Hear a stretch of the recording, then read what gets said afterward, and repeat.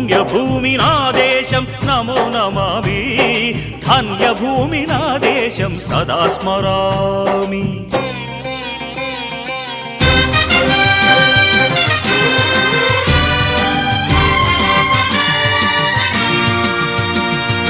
అదిగో